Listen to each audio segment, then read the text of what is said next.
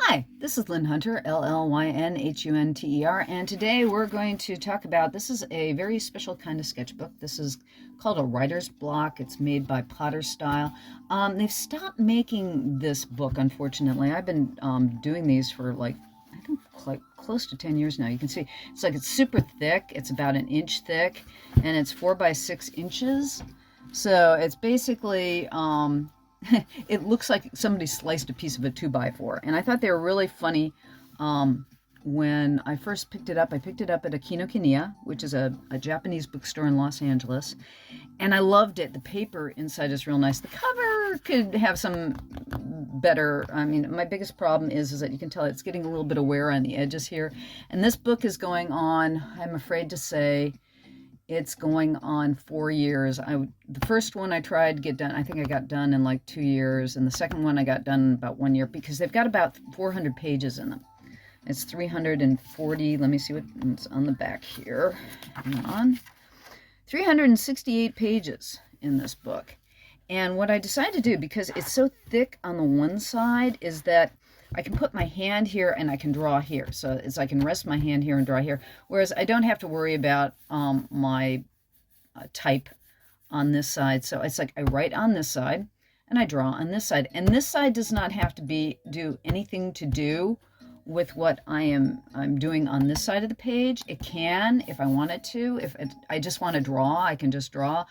On this side, I try to put either poetry, something that a famous artist or writer or somebody that I thought was important said, or something that comes into my head. I mean, just sayings that come into my head that I try to be profound, and it's like I'm not terribly profound, but I tried to do it. This is where I stopped the last time I did this. I plan to go through about 15-20 minutes worth of drawings and writings in here, as this is a combination of, I'd like to show you what I do, along with, it's a memory hold. I've now got video of what I've done with this sketchbook. And then what I'm going to do, I have actually a friend in mind that I want to send to it when it's done. And I've started in my dotage, I'm 65. And I started deciding that I want to give away my sketchbooks. It's like when I get done with them, I want to give them away. Sketchbooks are for enjoying, for experimenting, for getting your emotions out in, and I just want to pass them on to somebody else now. So anyways, this was one of the last pages I stopped on. What I wrote in here is, every time I make a mistake, I fear of making another mistake. But I keep on making tons of mistakes and the fear of making nothing at all. And a lot of this times I'm writing to myself in here for encouragement, because I don't know about you guys, but I have found in all the time that I've been an artist, I've never been satisfied with my own work. And I still am not satisfied with my own work. And probably by the time I'm dead, I won't be satisfied with my own work. But I want to keep drawing. And I want to keep doing things. This particular piece, this one was actually the first piece I did in this book.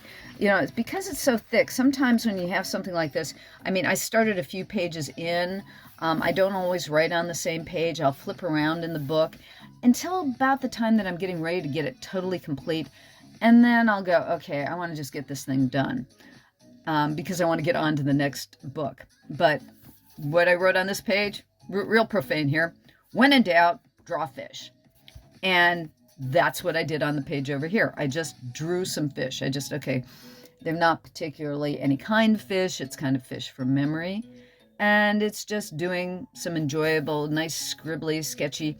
The pen on this looks like, oh, this is like one of those new gel pens. Like a vision pen. They're ones that supposedly the ink will last a super long time, but it's still a gel pen. And I wasn't really happy with the tool. I find that a lot of times I pick up the wrong tool at the wrong time. Okay, this one, balance is easier said than done. And I kind of did that because the combination of, I'm sure you out there work, you know, when you're trying to work your occupation and then you're trying to do the things that you find creative or worthwhile or what you want to do, and you just can't do it. And that's when I wrote that down, and I thought, what would go good with this? And it's like I just did this little bear who's balancing this giant bear. And again, whatever comes into my head at the time when I'm doing this, that's what'll go down. And this particular one is ballpoint. I like to use ballpoint a lot, both on this side of the page and this side of the page. Your standard Bic stick or your crystal stick, I like to use a lot because I like the fluidity of it. I like these blobs. This one is a nice Brachiosaurus. I worked on Land Before Time and Journey to the Heart, and I did lots of Brachiosauruses. I did lots, you name it, I drew the dinosaur. And I've done lots of dinosaur drawing. If you check on Amazon, Dover Publications still prints out my book called Dinosaur ABC that I did a coloring book for. And it says, it only takes a moment to leave behind a footprint. And I was thinking of the dinosaurs because one of the things that we still have of the dinosaurs is we have footprints that they've left in the mud. And whenever you do an artifact, the nice thing about a sketchbook over the computer is that the programs and the pixels and JPEGs might last for a long time, but we've only really been drawing on the computer since 2000. That's about 25 years that we've seriously been drawing on the computer. And when you think about that, maybe it can go back as when I think about it, I remember the first time I played with Adobe Illustrator, I take that back, was around it was 1984, 85 was the first time I played with Adobe Illustrator. So actually we've been drawing on the computer a little bit longer than that, but ever since, to make it be a really good tool like Adobe Photoshop, round about, I would say, 1990 was when it started, maybe 2000. 2000 is when it really started getting good because you got the Wacom tablet and the stylus. But with an artifact like this, unless it gets, ripped apart, thrown in the trash, water dumped on it, it'll last a while so that somebody else might see this drawing 100 years from now, 200 years from now, which is a nice idea. I like the idea of being an artist. I like the idea of that, one day it'll be. This is what's it called? A thumbnail.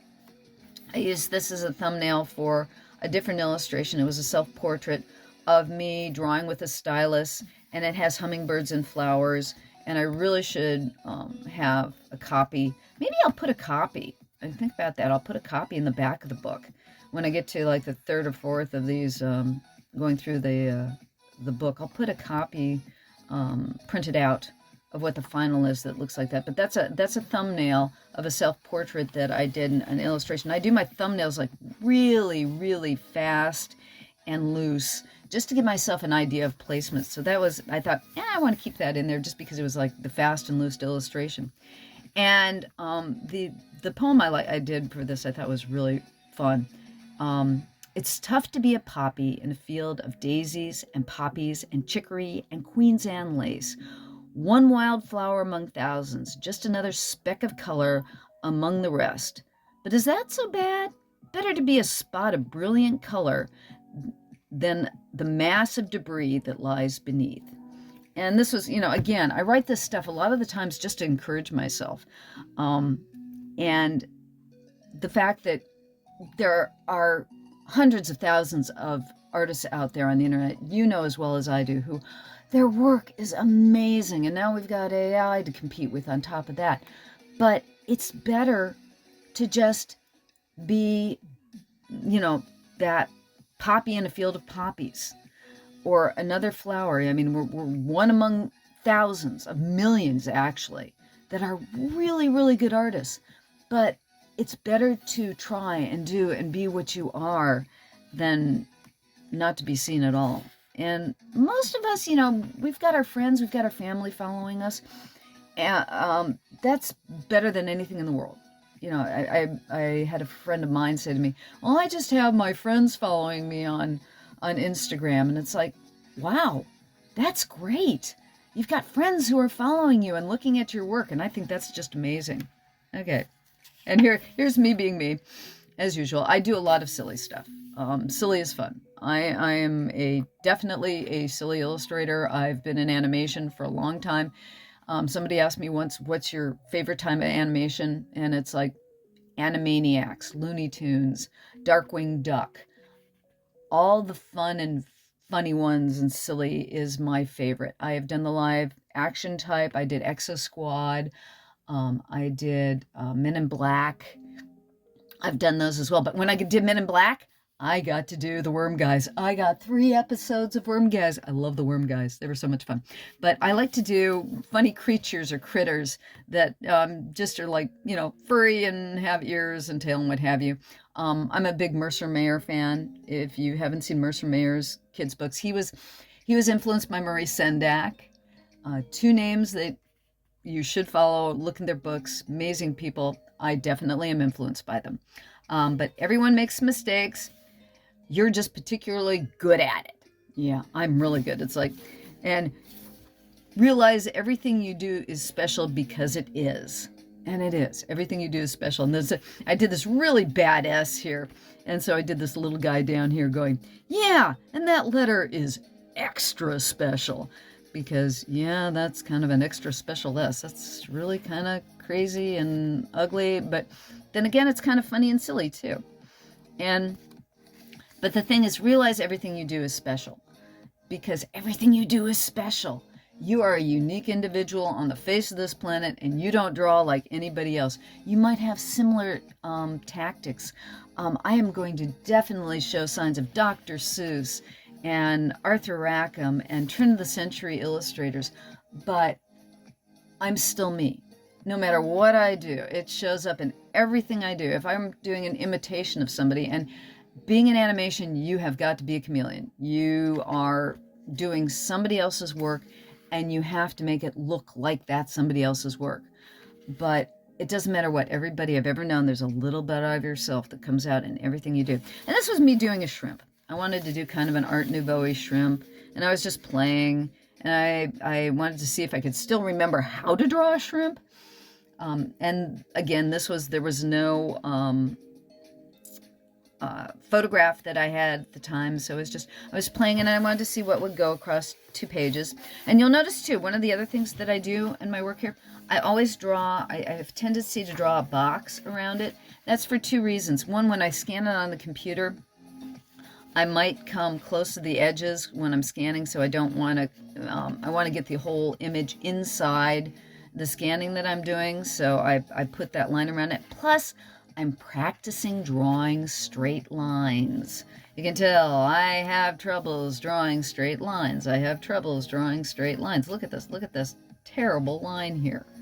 And every time I do that, I figure I'm teaching myself how to better draw straight lines because I'm terrible at drawing straight lines.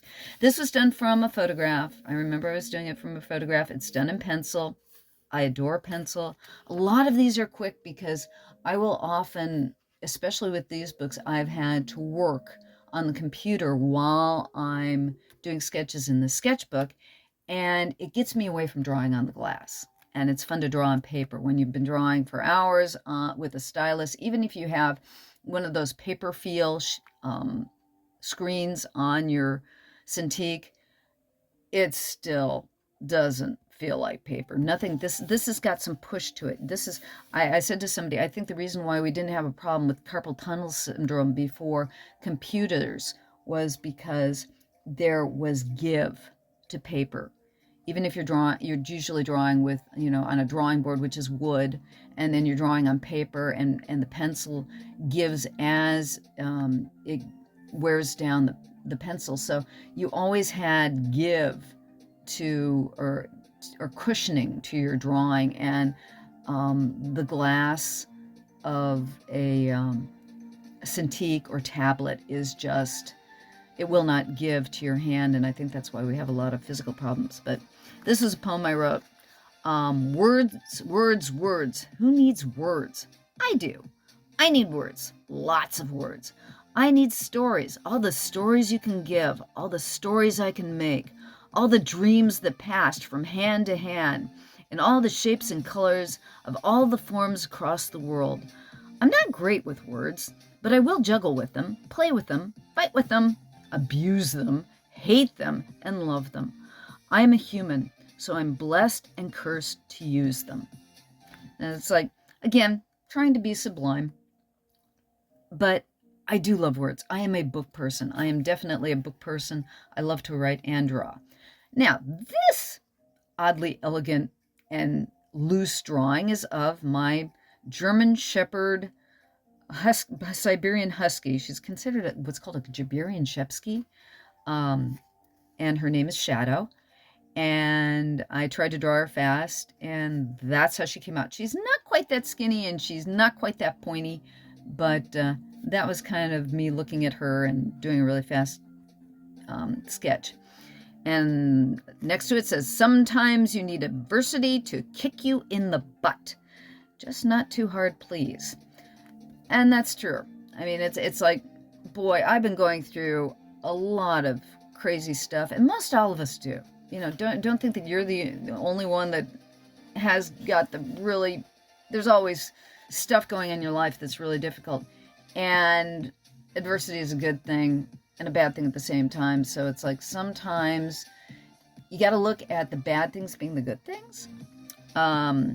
Okay, this was me just trying to draw some. I was thinking of Easter lilies when I drew that. I was thinking of the trumpet shape of the Easter lily and trying to draw it and just doing something fast. And this was me just playing with my type. And it's like, notice, when you think it's over, it has just begun. And it's like, my spelling is terrible. And when I'm drawing letters, I forget letters because I'm drawing them and I forget the spelling. It's like the difference between the right and left hand side of your brain. And that H just didn't get in there. So I wrote it up there. So it did get in there. Okay. And then this, oh, of course, Alice in Wonderland's, basically the White Rabbit with the pocket watch. And I was thinking a friend of mine, Very Clever Bunny. She is one of the most amazing animal artists, and her stickers are great. Check her out on Instagram. It's Very Clever Bunny. And she's also got an Etsy site, and she makes marvelous stickers and great animal drawings. And her bunny, she always has what's called a harlequin. I believe it's a harlequin rabbit, where they're all white except they've got black around the eye. And I was thinking about her rabbit when I did this. This is a ballpoint pen sketch again. And notice with ballpoint pen, it's like sometimes, okay, the ink over here is transferred over there, or might be, no, it's ballpoint pen coming through. Ballpoint pen is greasy. It's very permanent. It has all kinds of glops, and it gives you kind of a fun effect. Best days are doing whatever you want all day long. Okay, that should be my motto in my life. To me, any day where you get to decide what you want to do all day long is the best. We have so many constraints put on our lives that whenever you get a free day, oh my Lord, I am the happiest camper when I get to do whatever I want all day long and nobody's telling me what to do. And right now I'm getting a lot of that. I got forced retirement kind of. I'll still take an animation gig if they'll offer me one, but I've got an ageism problem and a connection problem. And getting jobs in animation right now is very difficult. And I should go that into one of the next videos. This was me just playing with Dot. And I mean really playing with Dot. I was not thinking of her very directly when I did it. Or proportions or anything. This was just me going with her fast and furious. And I've done a lot of Dot. I mean, look at that flower on her ears, and her ears are all wrong, and her head's too big, and her nose is too big. It's like she is really, really off model. But I've drawn a lot of Dot in my life. I did, my first Emmy was Cutie and the Beast. That was Yakko Wacko and Dot doing Beauty and the Beast. It was a parody of Disney had just done Beauty and the Beast. And basically it was If you get a chance to see it, it's a lot of fun. The Tasmanian Devil plays the Beast. Why is it that you only realize what is important once you've lost it? And I wrote that one down just because I probably lost one of my animals at that time. And it's not that, I think that was probably around the time that we had to put Brody down, my German Shepherd. And it's not that I didn't realize how important he was, but it is a truth, matter of fact. Try to think about what is important to you before you lose it, because you will value it more while it's there if you do that. Okay. Silent scream. I have a tendency, this is an image that comes a lot in my quick drawing when I have gone through animation and I've had a job that is just driving me insane. There have been a couple of times where I have gone, I remember specifically going to the rooftop of the Emmy building in Los Angeles when I was working for Disney, and I was so upset. I went to the top of the roof where the helicopter pad is, and I went out and I just screamed at the top of my lungs, and it felt so good. And I went back to work and I was feeling fine. But sometimes you're not allowed to scream, so that's a lot of times I'll feel like that when I'm frustrated in a job. Oh, I love this one. It was like, I didn't know what to draw there. I mean, I remember when I wrote this and I was trying to figure out what do I put here that's very profound. And it wasn't very profound. Let me read you what's on the other page. Every day you want to do something profound, amazing, startling, profane. Unfortunately, that skill, talent, and ability is only meted out to the few. As the average, or probably slightly above, we just have to keep striving and trying to be the best we can possibly be. But then, that in its own way is very profound. Again, I keep reminding myself that, okay, here I've had, probably 45 years, 55 years of drawing. I made jewelry when I was 12 years old, so I've been working as a professional artist for quite some time. And it's like, you think by the time you get to this age, you'd be a lot better. And you always think that. You always are either, I'm the best in the world and nobody can stop me, or, oh Lord, I'm lower than a snail's belly and I'm the worst artist that ever existed. Okay, this is one of my favorite Chuck Jones lines. If you do not know who Chuck Jones is, he was director, artist, amazing individual. Check out his book, Chuck-a-Muck and Chuck Redux. If you're into animation or want to know anything about animation, Chuck Jones is one of my all-time heroes. His stuff is just, he was the director on the first Grinch Who Stole Christmas animated special. And I still love his Cindy Lou Who is the best Cindy Lou Who ever done. Next to, of course, Dr. Seuss's Theodore Geisel. But one of my favorite lines, and he would give this just about every lecture he ever gave, and he's got it in his book too. And I'm paraphrasing here. You can't teach a pig to be a racehorse, but in the end, you will have a very fast pig. And what he was saying is, like, with all of us, I'm not Rembrandt.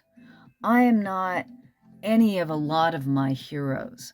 I am striving always to be the better artist and the better illustrator and the better everything. But I may never reach the goal that I have in my head.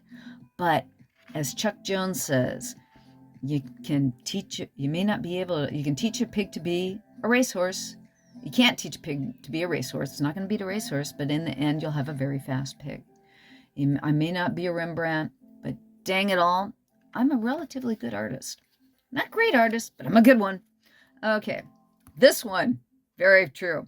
Fear of success is worse than the fear of failure. And I did draw this one to go with this saying, because honestly, and this is one of my own, because sometimes you are your own worst enemy, because believe it or not, sometimes the idea of actually succeeding at what you do, you have to, if you're on the top of the pile, and then you've got to stay on the top of the pile.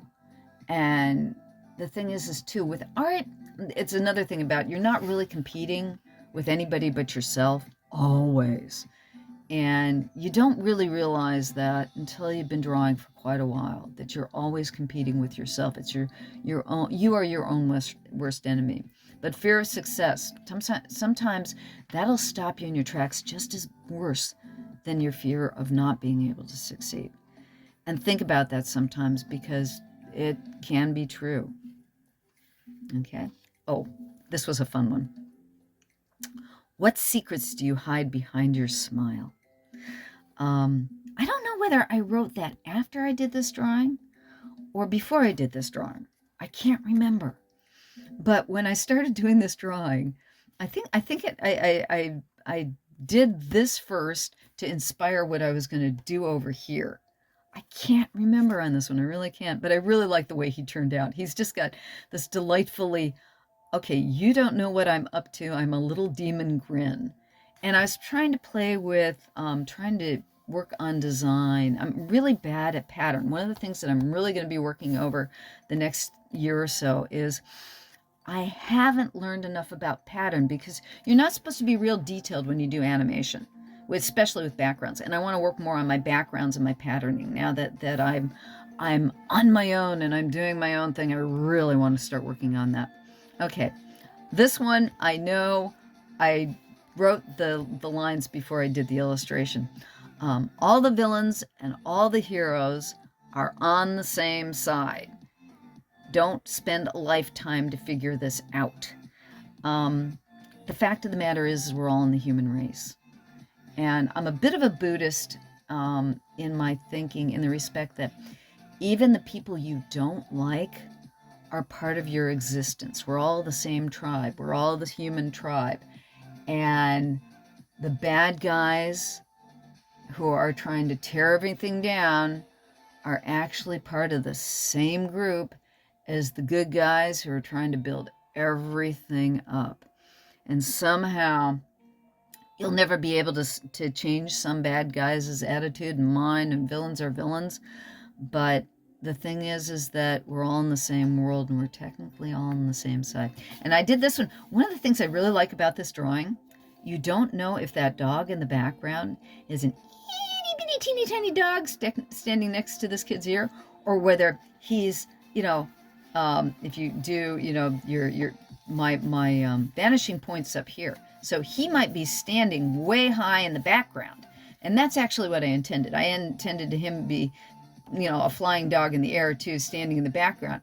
But because you're in the sky and there are no your vanishing point's off scene, your horizon line is way down below the page. I've cropped it in this close so you can't tell whether it's an itty bitty tiny dog standing next to his ear or he's in the background. And I kind of like that type of, I really like illusion. I want to play a lot more with illusion. I'm a big MC Escher fan. And Escher just came up with some of the best visual illusions ever done. And I would like to play more with that too. Okay, this I did while I was working on Animaniacs. They did a parody on the island of Dr. Moreau. I'm not sure which way you pronounce it. I believe it's Edgar Allan Poe. It's either Edgar Allan Poe or H.G. Wells. I can't remember. Or is it Victor Hugo? Oh, geez, that's really bad that I can't remember. But anyways, Dot this is Dot's alter ego, or she gets turned into this flying pig creature thing that was, I absolutely loved it. And I was practicing drawing her just to do that. And it's like, I like doing the border so that she's actually extended out of the border. I was playing with composition too. And over here I've got, make sure you enjoy every moment of your life, because life is a death of 1,000 cuts. that is a bit dark for this particular page, and I think that's why I did the silly dot over here, because that's kind of a dark saying. But that's the thing. I mean, I have a tendency to be light and dark at times, and I thought that was basically a good point, kind of. Okay. This one, I love the way he turned out. I really love the way he turned out. Sometimes you just want to. I was just playing with a face, and I was thinking about a fairy or a wizard or something along those lines, and it was just a really, really, really quick sketch. And sometimes you're really quick and not really thinking about its sketches turn out to be the best. And again, you can see one of the reasons why, again, I like ballpoint pen is the marvelous squiggly line. And mistakes are inevitable. Inevitable. Let's get it right here. That's a tough word to say. Mistakes are inevitable. The important thing is knowing how to fix them. And that is true. I know how to fix my mistakes. I don't usually fix my mistakes in here. I let mistakes go in my sketchbooks. I let them be in my sketchbooks for the most part. You know, you'll see all kinds of gloppy, stupid, and you can see, I mean, that's a great E. And the balance in my type here is not good. And it's like, I'm not connecting my lines closely in here. But when you're doing professional work, or you're doing any kind of work where you're going to screw up, don't worry about screwing up. Just learn how to fix the screw ups. That, if you can learn how to fix your screw ups, how to fix your mistakes, how to correct the error, that is everything. Because the one thing that you are going to do over and over and over again is make mistakes. Gonna do 2 more pages, and then that'll be it for this viewing of my my writer's block. The unexamined life is not worth living. Socrates. Okay, and I did. Okay, here's a guy looking through a magnifying glass at a little bug. And note, the little bug isn't examining his life. He's living it just fine. He's eating away and he's enjoying his life. So it's like, the unexamined life is not worth living. I look at some of the lines that I write down after I write them down, and it sounded so profane and so informative and so important when I first wrote it down. And then I get done with it and I go, is that really true? Okay, let me see here. 2 more pages. This one was a really bad drawing. I shouldn't say that, because it's like, what I think is a bad drawing is what you might think is a great drawing. And I've learned that one too. This was taken from a photograph. I was just trying to sketch from a photograph real fast. And what it says on the other side is, if you have a book with empty pages, fill them up, then pass the book on to someone else, then get another book and do it again. That way you get to share all the things you've learned with someone else. And I think that's a good place to stop this video. I've got many, many more pages in this book that I will share with you. This is video number 2 on this one. I hope you enjoyed the few moments we've had going through this sketchbook. That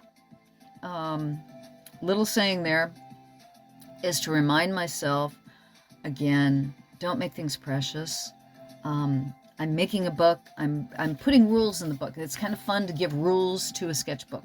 I've done sketchbooks where I did just geckos in it. I did a whole sketchbook of nothing but geckos because it was cloth and it had a silver ingot on it of a gecko. So I decided I'm going to do this book all in geckos. It's fun to give rules to a book sometimes. It's fun to break the rules that you put into a book in the same way. The big thing is just draw lots. I have got tons of sketchbooks. I think that one of the things that I'd really like to do is go through them with you and you can see the types of things that I do in my sketchbooks. This one has the rules. Like I said, I draw on this side, write on this side. Sometimes they go together, sometimes they don't. Sometimes I'll go to the middle of the book and do something. Sometimes I'll come back to here. A lot of times it goes, I will write something on here, and 2 years later I'll put something here, because this is a 4-year sketchbook. And that's about it. Thank you for stopping by. If you got all the way to the end, please like, subscribe, join my Patreon, and that's it. Get yourself a sketchbook, any sketchbook, and just draw lots, because it's fun. Drawing is just so much fun. Thank you for stopping by. Again, my name is Llyn Hunter, Llynhunter, storyboard artist and illustrator. Thank you so very much for your time and stopping by. See you next time. Bye-bye.